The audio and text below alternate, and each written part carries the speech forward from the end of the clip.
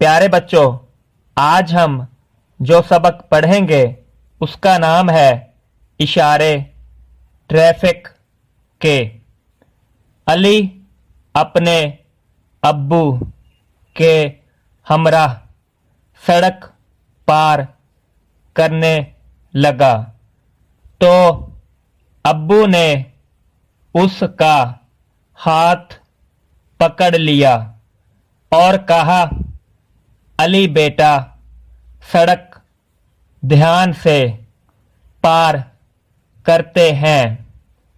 پیدل سڑک پار کرنے والوں کے لیے زیبرا کراسنگ ہوتی ہے۔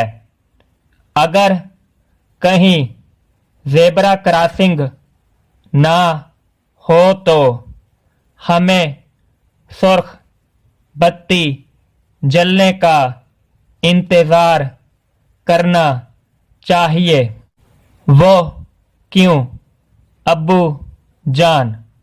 علی بولا۔ ابو نے بتایا کہ جب سرخ بتی جلتی ہے تو تمام گاڑیاں رک جاتی ہیں، پھر ہم زیبرا کراسنگ کے ذریعے سے سڑک پار کر سکتے ہیں۔ علی نے پوچھا، ابو جان، پھر یہ پیلی اور سبز بتیاں کس لیے ہیں؟